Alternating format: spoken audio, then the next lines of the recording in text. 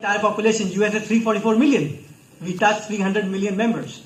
So every person's data basically flowing to our system at one point in time. With that said, I wanted to kind of make sure that we can have this session as interactive as possible. So when I kind of came in here, I was thinking about how to start this discussion.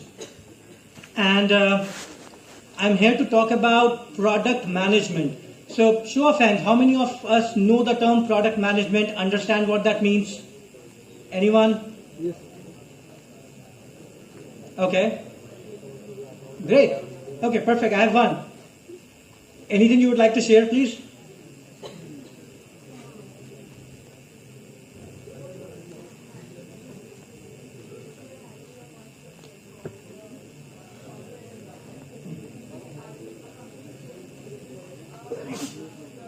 Correct. Now, product management कोई idea नहीं है.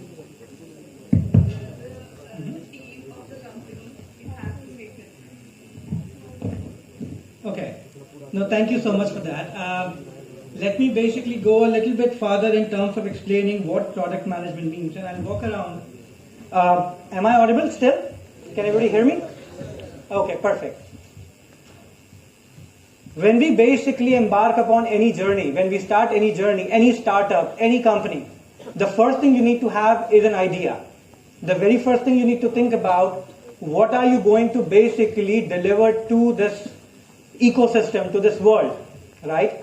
That's the origination of a concept that basically transforms into a product eventually. Product management over the past 20 years have developed as a niche skill that basically cuts across each of the different technology streams that we have. So let me share a small story.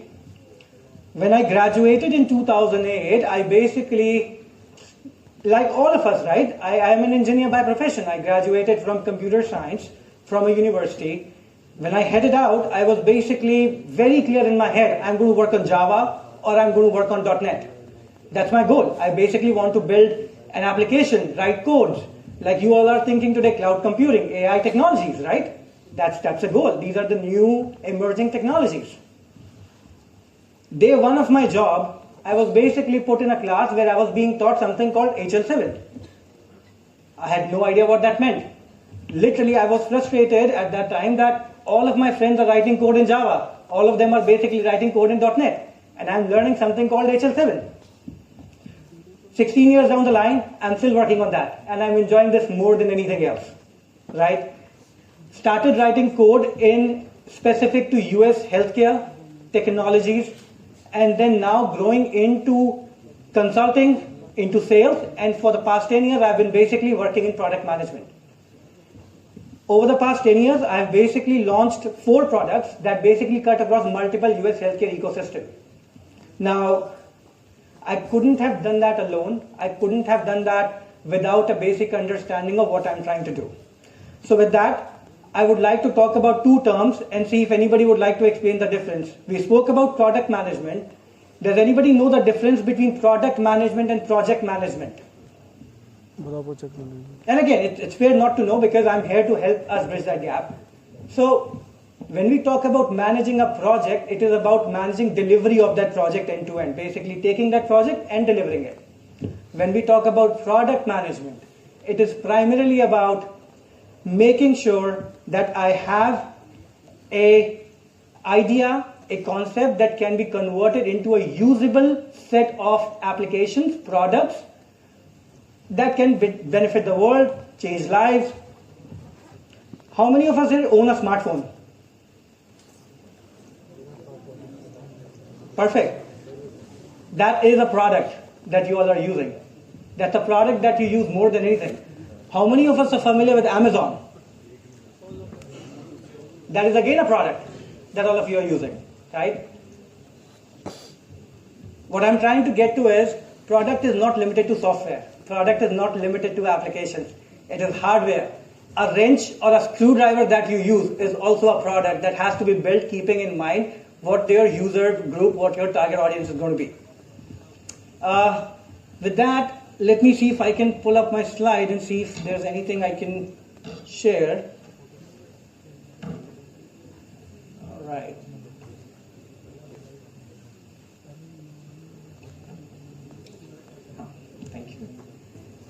So can you all see the slides?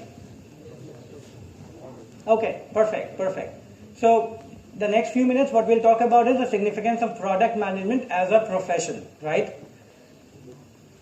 So I kind of said the term user a couple of times, but I wanted to start off with an example that was shared to me several years ago by my mentor, and that helped me understand why it is important to know your user, right? We have heard the term multiple times, right? Customer is God, client Bhagwan hota hai, whatever they say we have to do that, right? But it is not about that. It is not about what the customer wants, we have to do that. We need to understand what the customer needs, and we have to do that. My want may be very different, and an example of that is, I had a very severe headache one day, okay? I went to my doctor and said, I'm having a very severe headache, can you please help me? They said, okay, take this medication, it's a pain relief, and it's going to cure your headache. Perfect. I took the medication, my pain went away, I was very happy, but the pain came again. I went to him again, I said, I have a headache, can you please cure my headache? He said, okay, let's try this again, take this for the next 2 days, and then come back again. It took me 3 attempts basically to realize what I was focusing on was my problem. That was my pain in the head. Whereas the initial trigger point of that pain was my tooth. It was generated from my tooth, but I was focusing on my problem, that's my headache, right? Unless and until my need, which is fixing my tooth, was resolved, my headache would not go away, right? So that's the difference that we have to apply as a concept when we are thinking about product, when we're thinking about users. So can all of you see this image on the screen? So one of the very famous brands, I think all of you are aware, is Coca-Cola, right? And Coca-Cola has been an amazing brand, selling a lot of drinks, different type of products in the industry for a very long time. One of the marketing heads at Coke basically said, I want to pitch a new idea.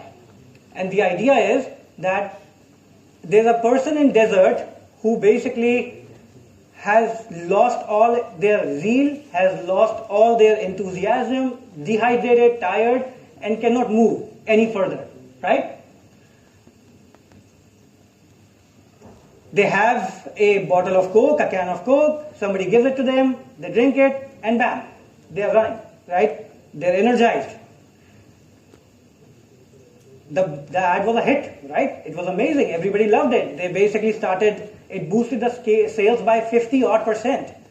Now, the goal was to take this forward, right? Basically, let's say I want to take these sales forward to 100%. I want to go global. I want to go beyond US, right? So the same person was called then and said, can you sell this product outside US? He was very confident that this ad was a very big hit, right? This ad basically said, yes, you're tired, you get a shot of Coke and you're happy, you're running, you're excited. He took the same ad basically and went global. Suddenly the sales tanked, and the sales tanked by more than 60%. Nobody knew what had happened. Nobody understood why that happened. It was very interesting. It was a very small nuance that somebody missed basically in that entire process. That is, they started expanding, but when they went to Middle East, when they went to UAE, they don't read left to right. They read right to left. For them, it was a person running. You give him a Coke, and bam, he's down. There's nothing we could do about it, right? So, what matters is more about a term called user persona. That persona is what basically determines the kind of audience you are targeting, right? And unless and until you know the audience, you will not be able to do justice to the product. You may think you are building the right product, you may believe you are building the right product, but the results are going to be very different than they should be actually. So, how many of us basically here spend all of our time reading anything about technologies, like interested in AI, maybe, folks? Anybody interested in AI? Okay, perfect. Cloud computing? Great. .NET, Java, any other technology skills? Perfect. What I wanted to kind of help you understand was product management as a concept can apply to any of these skills. It's not that you don't need to have a technology skill to learn product management. I had a team of 20 engineers basically that we together built a product with, and the product was working well. When we basically helped them understand the user, the market, the challenge, the issue, concerns, they were much more committed in terms of delivering because they knew the value that product was bringing back, right? So the crux of the matter, right, where I'm trying to get all of us together to now is we need to understand product management is not something that is a rocket science, is not something that is very discrete, it is only available to some. No. Like I said, starting as an engineer and graduating into product management over years has been a journey for me. My mentor, who basically worked in a hardware company, his first product was a wrench that he basically built. He is right now building healthcare products, right?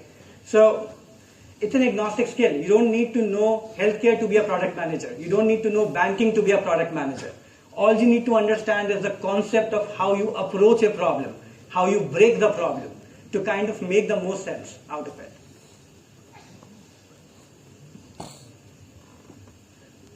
So again, I'm not going to go through each of these terms because I don't want to make it a session where we kind of talk and talk and talk, but all of these terms are basically what are very generically used.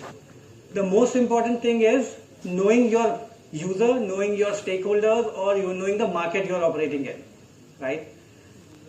So what does a role look like, right? Let me keep this so I don't drop this in the middle. And please forgive me, I have very bad handwriting, so I don't know how much of this is going to be legible, but I'll try my best. Okay. What do we see here? Circle. Circle? Okay. Not sphere, not elliptical, nothing, all circle? Okay.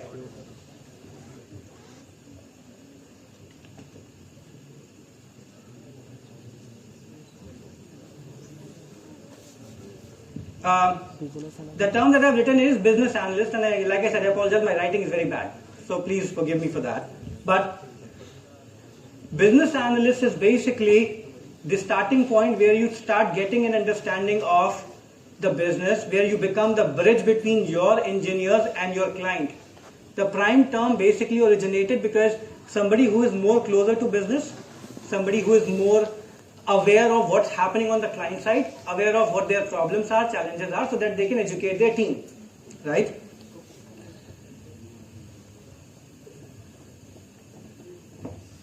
So what is this now?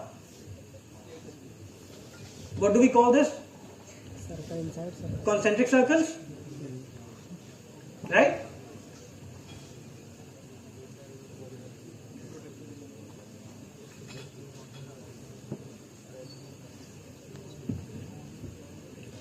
So this is the term that basically came in the industry next. I was talking about 1990s, 2000s, and then in 2010 when Agile started picking up.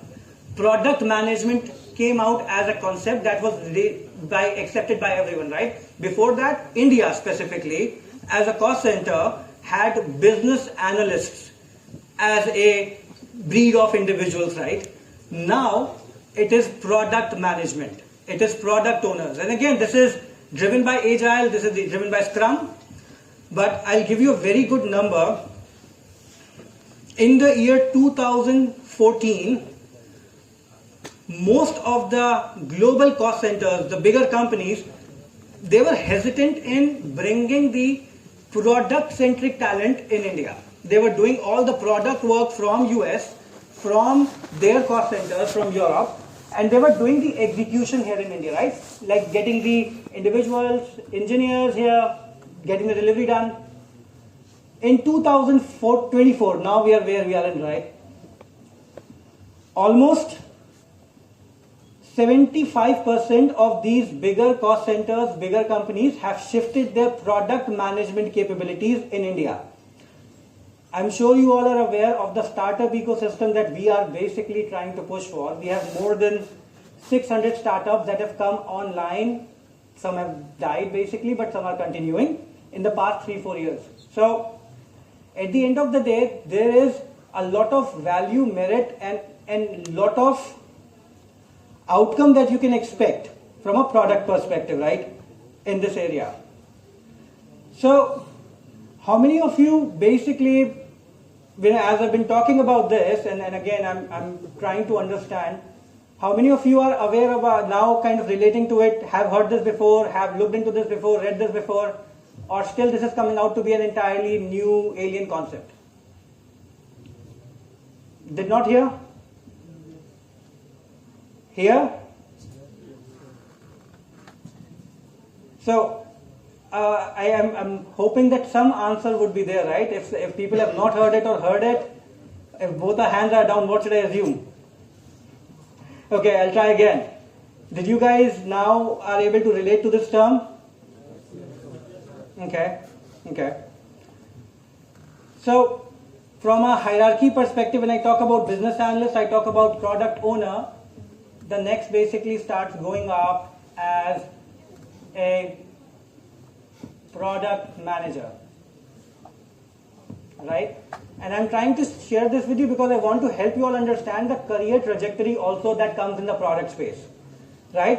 You cannot expect to be a product manager from the beginning. You can be, nobody's stopping you, but the journey basically starts from being an analyst, trying to understand the business, understand the problem, owning the problem, and then building a strategy around how you would want to deliver that problem, right? So the reason these are concentric circles is because analyst is at the core of any product person.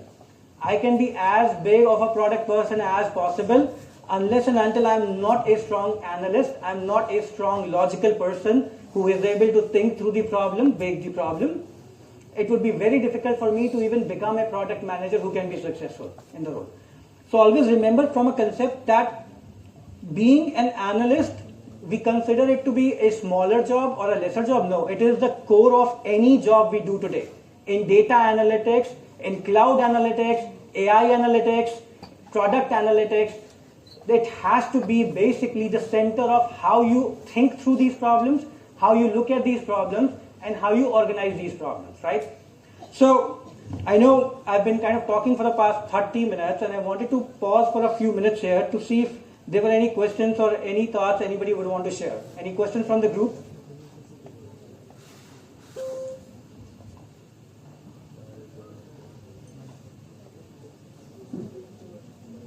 Go ahead. Can we have the mic, please?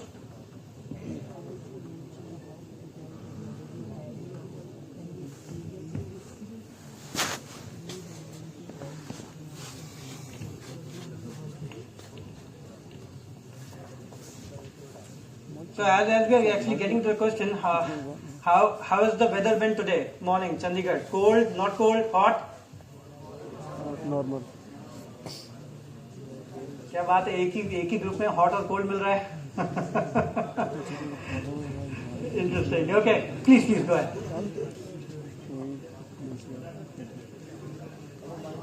Okay, so I'm not sure if all of you heard the question at the back, but the question is that the gentleman basically was wanting to understand what is the difference between product management and software management, right? Yes, sir. So when we talk about software management, right, there's a different concept that we basically delve into, which is software lifecycle management, which is basically inception of a software. That is called requirement gathering, design, dev, testing, and then UAT, and then releasing that product, right? Basically the life cycle of how we are delivering that software. Product management basically is somebody who is basically going to help you think through the concept, organize you around the concept, give you the things that basically go in a concept, in the product, right? So from a software perspective, I will come to you that I need to create this application, right? But from a product perspective, when I come to you, I'll come to you, I need to create these features that are collectively convert this into an application at the end, right? So software management as such a term does not exist, but it is software lifecycle management is what I want to talk about. Thank you, sir. Yeah. Any other question?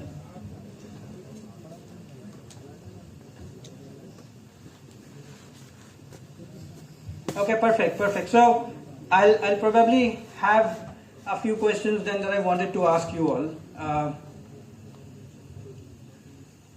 Has anybody come across a term called MVP?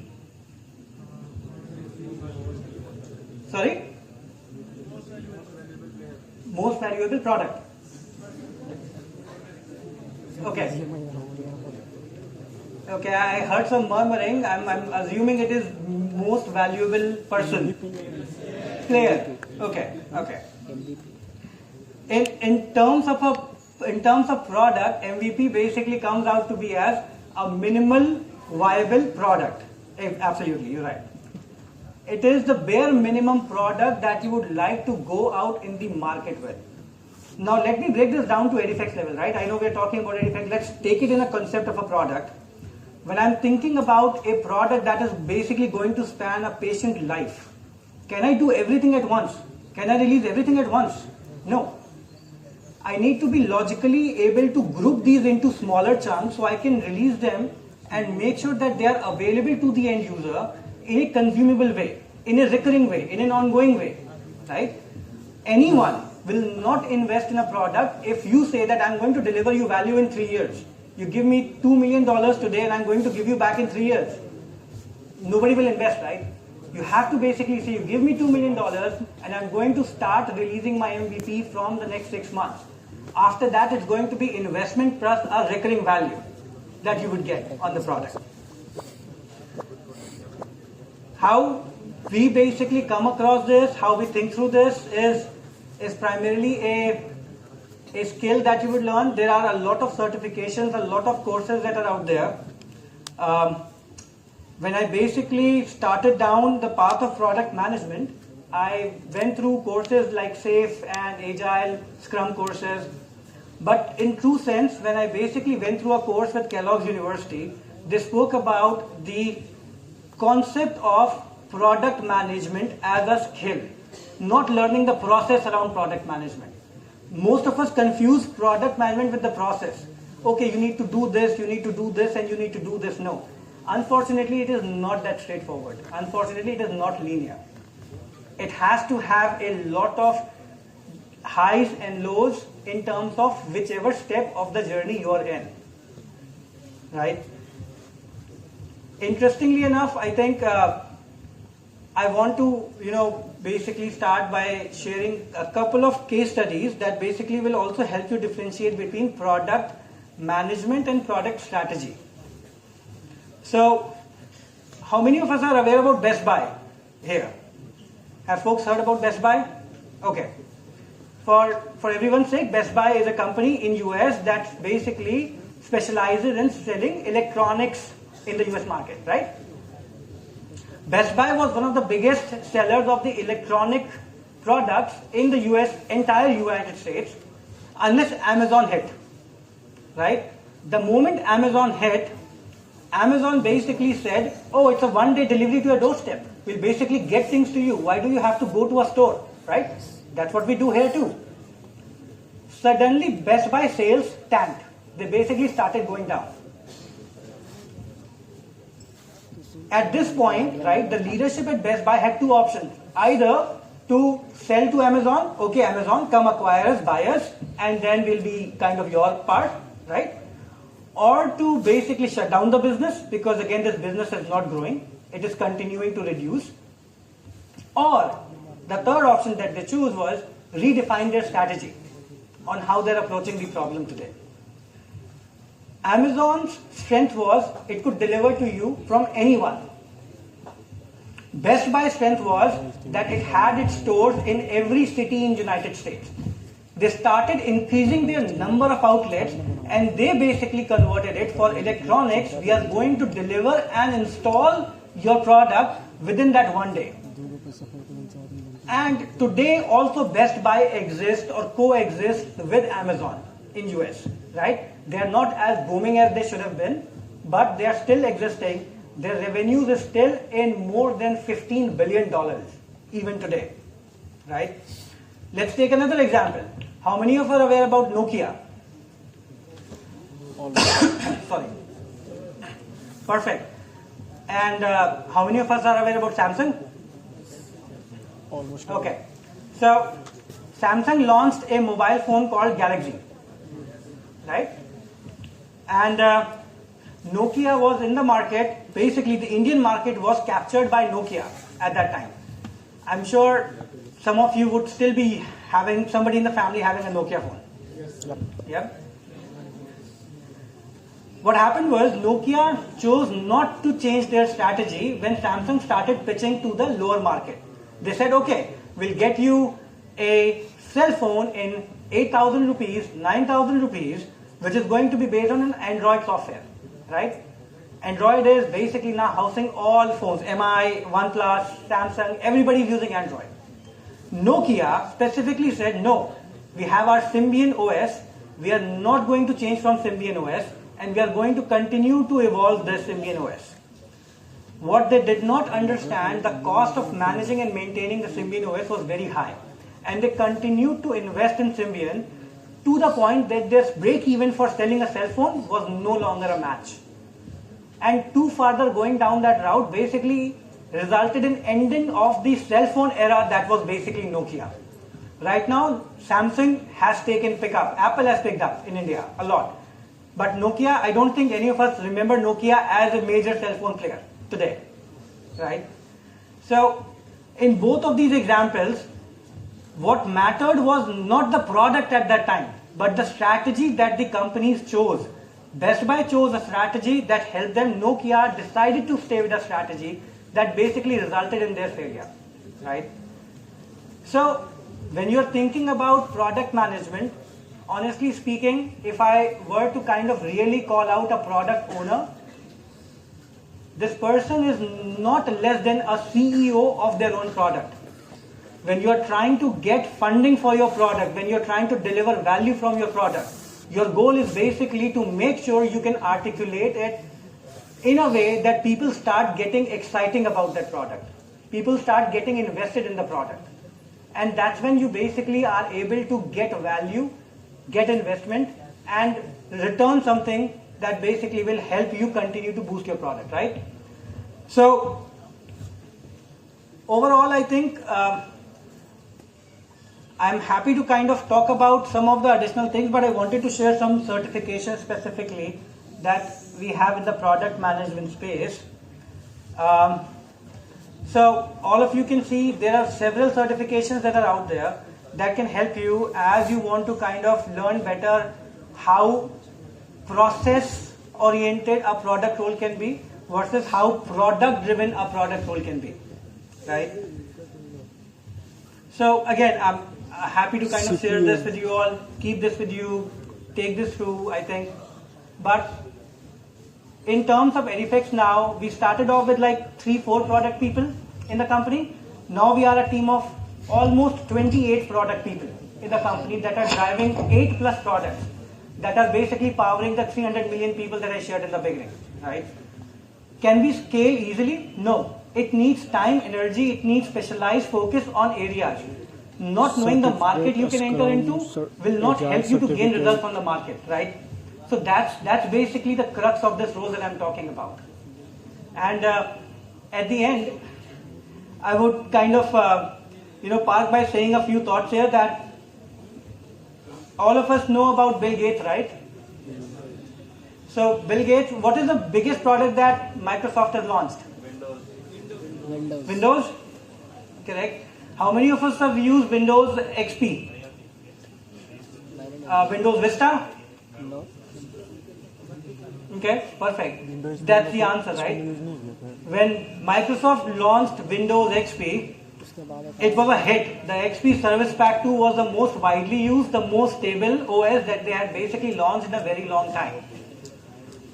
They were running out of options. They did not have right people to kind of strategize, think about what can go in the new product, what else can they do in the product, and they were under the pressure of launching something. So they launched Windows Vista the next year. Windows Vista did not work, right? Microsoft was basing this on their initial fundamental thought process that I am a company that people are used to using, right? And if I release anything, people will come and use it, right? Unfortunately, that is not true, right? Even after the debacle of Vista, when Bill Gates was contacted, he admitted his mistake around, he believed that if you cannot make anything good, then make it look good, and it will work. Right? And that's what Vista was basically. It was an improved version, improved looking version of Windows XP, right? So at the end of the day, I think it all boils down to a point that we as individuals have to start applying some of these principles on our day-to-day life. Like I said, it's a skill that you acquire over time. It's practice that helps you understand how you approach a problem, how you look at a problem. And honestly speaking, it will help you to enjoy more in terms of when you're dealing with these problems. Rather than whenever you believe that there is an issue and I need to solve this issue, think about I have an issue and what is my biggest challenge that I can solve for to address this issue, right? So let me again, I think I can continue to go on talking and talking. I have a lot of content in my head that basically continues to float around, but I would want to make sure that I can have this more of an open dialogue, right? An open question with all of you. So I would love to kind of understand all of your perspective in terms of any product that you want to talk about, any case study that you want to talk about, any thoughts that you have, any questions you have.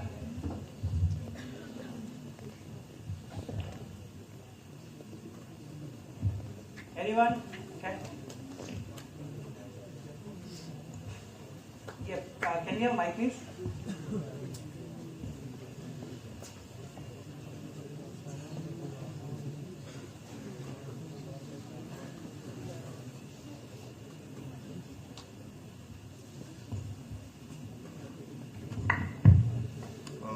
Sir, do you know about Honda and Royal Enfield?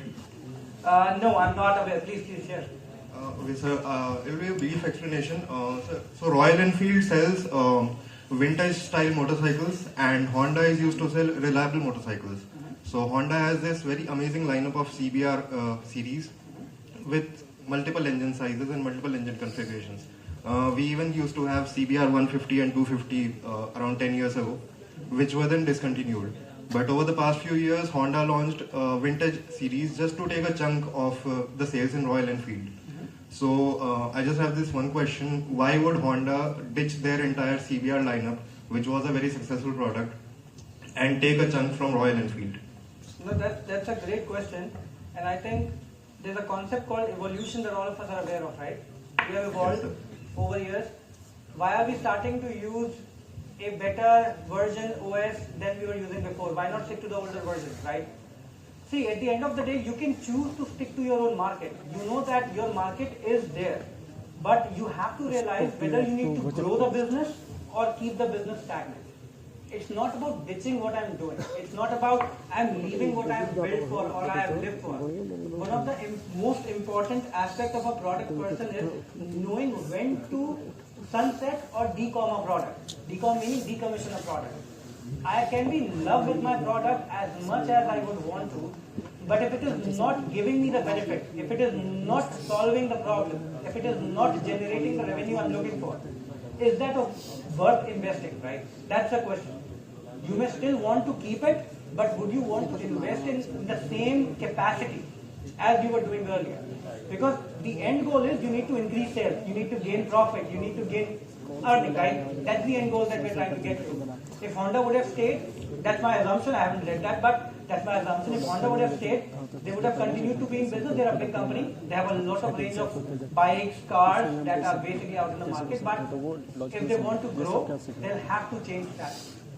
I'll have to change strategy. If I continue to build the same product over and over again, and like Vista, I basically say, no, I'm making it look good, use it. Customers will stop using it, right? And I think I was talking to Navneet sir just before this, in today's term, that you guys basically have access to a lot of information that people did not have 20 years ago. You all have access to data, you all have access to the level of information that's available on internet, you have access to AI chatbots that basically answer your questions, right? So leverage the information around you to answer your questions in a more effective way. You can gain a lot from this data, right? It can take you to a negative direction too, right? There are pros and cons of this, but having this level of experience, exposure enables you to do much better than anybody could have done without this information, right? Yes, sir. Thank you so much. Thank you so much for sharing. Any other questions?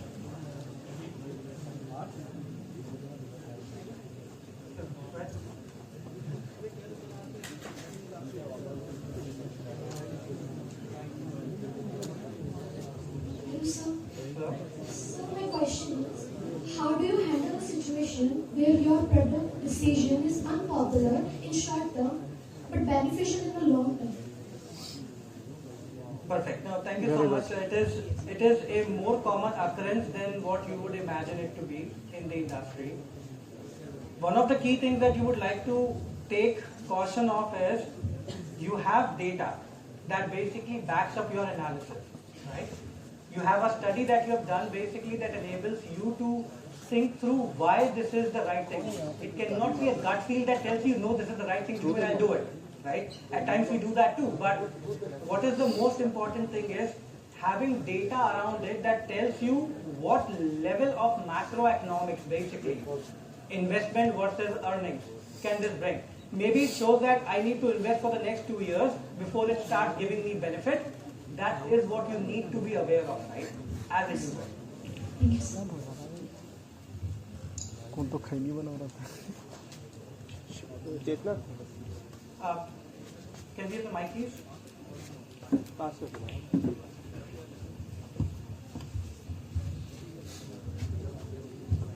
So I have a question that when you launch a product, you often do a live presentation to the stakeholders involved with the product. So what happens if your product fails to do as it is intended to do? For example, Microsoft launched Surface, it crashed when it launched initially. Google launched their first AI bot, it was robin, I believe. It also gave incorrect information, but they were big companies. What about the smaller companies? How would they react to a situation like this? No, that's a great question. Thank you so much for that. I think as I was kind of sharing in the previous question that you can only know so much when you are investing in a product, right? I can know that yes, this is the right problem to solve. Yes, this is the right area to pitch in. Yes, I have the funding now for this. And it happens very frequently. Why do more than 600 startups that launched last year, out of them like 150 of them have basically shut down, right? Because they had a viable idea, but their macroeconomics did not work out. Their investment was much higher. Why do a lot of these AI companies cannot sustain? Because they need a lot of capacity, money to run that business, right? It's not that the idea was bad, honestly, no. There are a lot of contributing factors to it. So, there are a couple of ways to approach that situation. One is, if you still believe in your idea, if you still know that there is market for your idea, if you still believe that there is scope that you can build this product in the way you intend it to be, you can go for funding, like Series E funding that happens in any industry, even US, even in India, right? The challenge is, once you start showing the challenges with your product more frequently than its benefits, investors will start to lose interest in that product, right?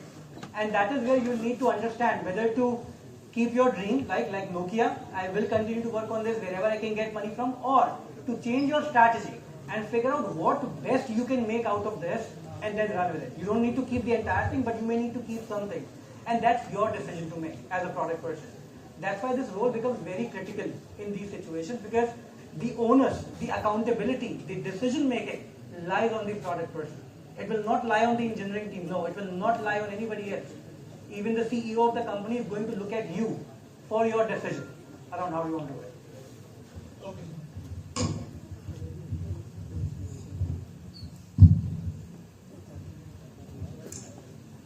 Any other questions? Yeah, go ahead.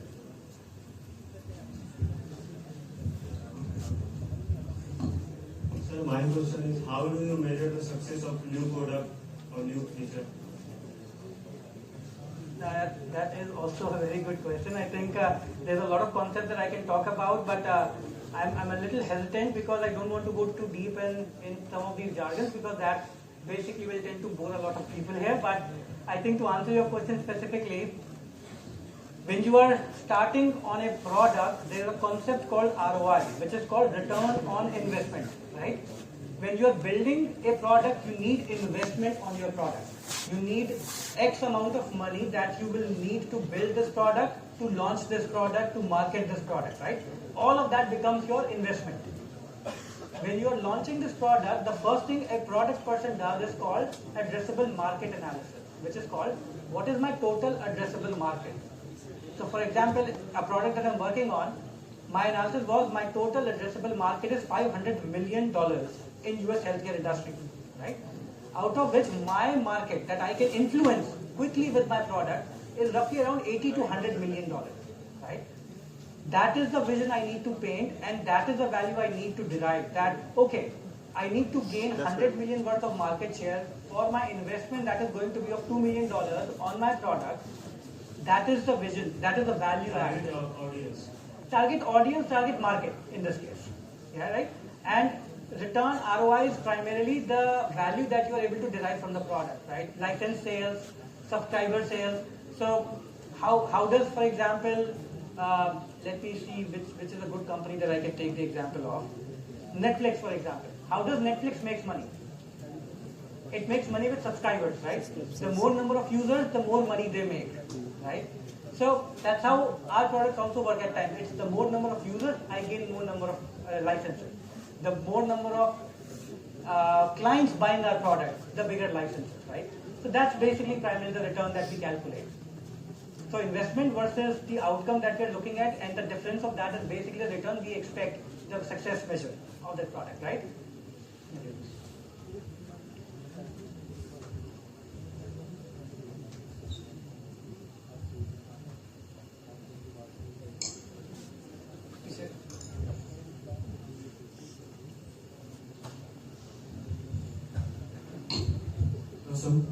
Sir, how should we accommodate our products with the changing trend in the world?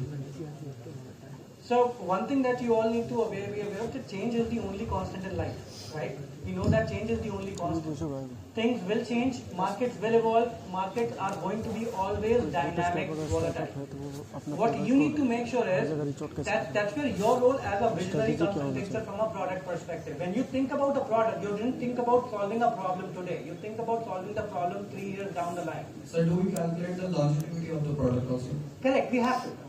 We have to. See, you cannot predict the future.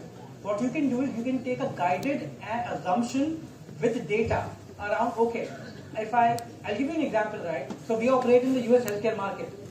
US healthcare is the most dynamic market right now with the change in presidency. When Donald Trump comes in, he's signing orders that basically changes the reforms, regulations that we are dealing with today, right? We can continue to do what we are doing, but that causes volatility on the product, which is the market changing. And if we don't change, somebody else will change. Somebody else is going to come in and take the market share that we have, right? So our job is, we have a team of individuals who are continuously focused on market, looking at the market and giving that information to the product team. That, okay, these are the new regulations that are coming in. How are you aligning them with the product? How are you baking in with the product? And then it flows back to the marketing team that, okay, these are the regulations, this is how we are accounting and this is how we want to market it to our client. That we are meeting these regulations before anybody else, primarily. So it's a chain of, group of people that basically work towards successful outcome or a change that is being.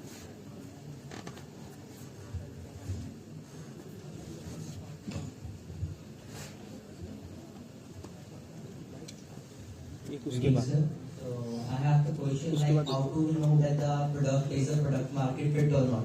Like in early 2014 we had the product hike that had fluctuated with the tech. but that was so overwhelming that it didn't like boom the market. But the WhatsApp that was with the less features and that did like. I hope you got the point. So you mentioned WhatsApp, right? That basically. So can you repeat the question? I want to make sure I understand that correctly. Yeah, we had the product named Hike Yes. in 2014, and that was like flush with the like text that they had the stickers, the GIFs, and all. Yep. But in WhatsApp there weren't like too many of the features, but still the WhatsApp took off the like market. So how we know that we are product market fit or not? Like. So when you say about product market fit, right? It is a evaluation that happens even before you dive into building that product. You need, like I said, about addressable market, understanding that what is the total addressable market that you are going to operate in. And then you base it on assumptions, you base it on a need that you are trying to accomplish. The need in both of them were same, right? Hike was also exchanging messages, WhatsApp is also exchanging messages. And again, I haven't read it, but this is what my assumption is now. The focus of Hike went into exchanging information, making it more communicative, interactive, with images, things that would, engage an audience, a set of audience. But then WhatsApp basically, what they have focused on over the past year is ease of message exchange, ease of calling, and all of this becomes a secondary thing. So you need to understand what are the core features that make your product and what are the nice to have features that basically augment your product. I can add all kind of images and everything, but these are nice to have things. My core problem is being able to exchange information with you effectively, right? And these are trends that you would see in multiple industries. There are going to be peaks and there are going to be valleys, right? Because there are certain things that are short-lived. And there are certain things that continue. So calling, messaging will never die. It's bound to happen. Exchanging stickers is not something that you would do throughout your life, right? So that's the difference where you focus on your product from a marketing perspective. So we need to start from the basic and like add this, features again and again. Like we need to customer know the market and we need to like add the text. So I think knowing the market is very essential. If you don't know the market, trust me, you will be doing something which is not going to be helpful, right? Other than just solving your mental peace that I've built something, right? Knowing the market, knowing how the market is evolving, how the market is changing, is a continuous process. So very clear in terms of I need to understand the audience I'm trying to work with. If I'm trying to work with an audience that is an older age audience, they would not enjoy stickers. They would enjoy communication, ease of communication, right? If I'm talking about young generation, they may focus more on exchanges using images, other stuff, right? So I need to be very clear in my head what is the audience I'm trying to target. And if I'm trying to target a general audience, so calling and messaging, all this audience is going to use. Stickers, only these people will use, right? So that's the difference you would want to kind of think through. That where are you actually trying to make the biggest impact? If I'm actually only focused on the young audience, I'm going to focus on things that are going to make them engaging, right? Thank you so much. Good afternoon, sir. Good afternoon. My name is Suraj Kumar. Sir, you have experience of 15 years as a product manager. Sir, can you please share the key skills required to be as a successful product manager? So I am an accidental product manager, like an accidental PM, right? So I would kind of share that it has been a journey, honestly. It has been an evolution for me. I started off as an engineer. Yes. My first job was writing code, trying to basically integrate applications. And after 2 years of experience, I realized that I'm more focused on the healthcare domain aspect. I enjoy the domain more than coding, right? Yes. So I joined an organization that was more focused on applications, like products within the healthcare space. That's where I started learning about the product, and I started off as a consultant. I did not start as a product person. Because when you are in consulting, you basically go through a process of learning everything and then explaining it to the client. Your main job is selling at that time. Yes. You are a consultant for a client. So you need to know the product better than the product person in that case. Because we are talking about that product in the market, right? So primarily, I think after those 5-6 years of initial career period, that's when I realized that my biggest so sorry.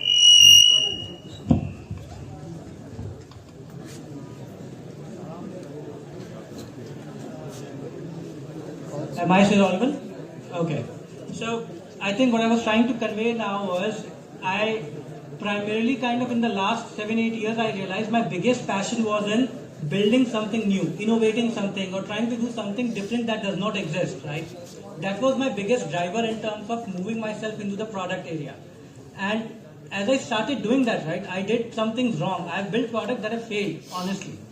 I've built products that have basically caused a loss of almost $800K to $1.2 million. I've done that, right? We all have our, successes and failures that we go through.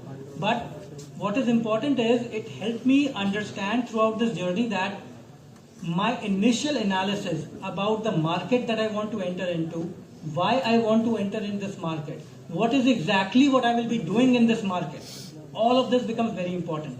So knowing how you want to approach a problem, break a problem down, think through a financial model that would help you gain the outcome of the problem. All of this becomes core skills that you need to understand as you are thinking about or envisioning a product, right?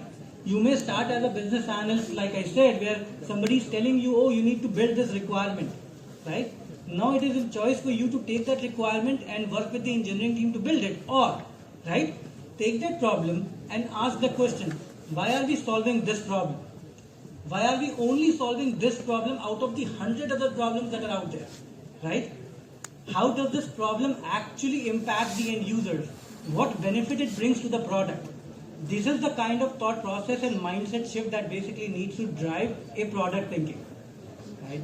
So, like I said, the certifications that you see on the screen basically gives you a lot of those initial reading materials that you can understand how that domain or how that skill basically develops, but it is with experience, right? You develop it over time when you go through some of these processes.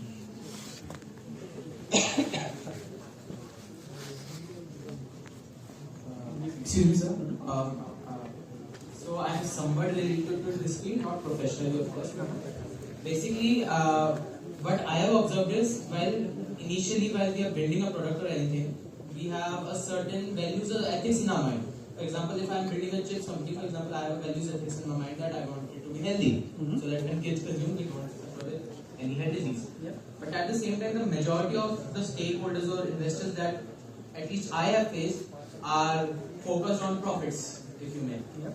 So how do you balance? How do you say, okay, I need to let go of these values ethics to earn profits, and how do you say I need to let go of these profits to have these values and ethics? For example, Coca-Cola is like a great business, yes, but largest producer of plastics waste in ocean and everything else. So where do you draw the line? How do you manage that? So I think some of this basically comes with your own intent of how you would want to approach the market. See, everybody may not think about whether this is going to harm or whether this is going to give me benefit. People may only think about profit, like you said, right? But it totally depends on you as an individual, as you are the one who is basically responsible for driving or building this, right? So, can you change Coca-Cola? No. And I don't think you should go that route too, right? You can influence? Yes, you can. And you can influence by launching a product that's better, that's more organic, that basically is not as damaging to the industry as others are, right? And again, we are taking the names just for reference here, but you can do what is in your control to help this. No, basically what I am trying to say is, I am not trying to say I am a person in power. I am trying to say I am someone who does a 9-to-5 job. And I have my, like for example, let's just say the person who gave me a job, and he has some values and ethics in his mind. But at the same time, as a professional being, I am also concerned that the person who gave me the job is not thinking professionally by nature, and I need to also, make my stakeholders happy.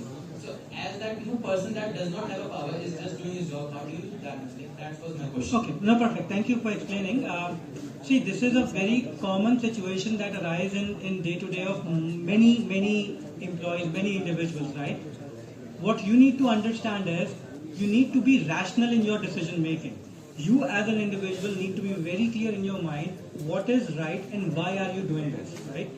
See, there are two parts to looking at it. One is that you are working in a corporate environment, right? There are some responsibilities that are there for you against that corporate that you're working with. You may not align with their ideology, you may not align with their thought process, but you can present your views in the most professional way with the data points to highlight the challenge. And in any rational case, in any rational set of leadership that you will be interacting with, 90% times your points will be actually appreciated and listened to with a lot of great intent. How much they are able to do that, it depends on their stakeholder approval and all of that. But as an individual, what my recommendation always would be rational in your head. You have responsibility towards a corporate. You cannot say no directly, but you can be very clear with data that why this is not suitable. No, you are still asking me to do this, so we'll end up doing this anyways, but I'm telling you that these are challenges that would come after that. That's the best you can do from your perspective.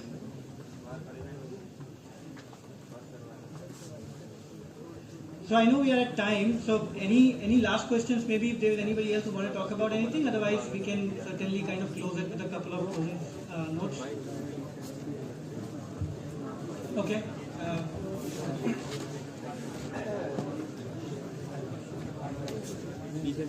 Good afternoon, sir. So I wanted to ask that what is the most impactful decision you have made as a product manager, especially you're serving international, like you're working in healthcare industry in USA where it is known to be very expensive and all.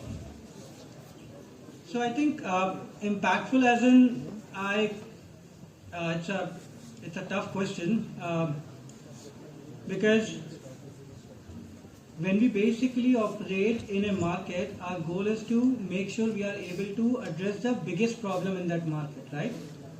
But one of the decisions that always are going to trouble you that you may not get the investment that you can actually leverage to build something, right? In that case, you have two choices. Either if you are so much sold on the idea, then you start preparing your data information and you find ways to get that done, right? That's your job. Otherwise, you are going to change your strategy and look for other opportunities, right? So for me, one of the biggest turning points were, I think, 7-8 years ago when I was basically working on building something that we all know today as RPA bot, right? Robotic process automation. And I basically looked at 220 people basically spending their day doing specific steps, like going through 1, 2, 3, 4, 5, and doing that every day. So my biggest challenge became that why can't I automate this, right? Why can't I basically do something that is following the standard processes, and wherever I have doubt, I'll push it out. I'll not do it, but where I'm sure, I'll do it. And I got a lot of pushback, right? That no, this cannot be done, no, this is not the right way, because again, you need to understand you are not only one. You have a team leadership that you need to work with, right? But what we basically did was we spent nights, days to work a RPA bot within like two of us basically, me and one of my friends. And honestly, when we launched it, in the first 6 months, it gave us savings of almost $1.6 million in the first 6 months, right? So for me, the biggest impactful decision for my career and shaping into product management was not to always kind of go in or give in to a situation, but try to find out ways how you can get this done and prove your point by an outcome if you have the possibility. You may not, but that was the biggest turning point in my career at that point. That I launched something which was a proprietary product, an RPA solution that basically is now still live, still working.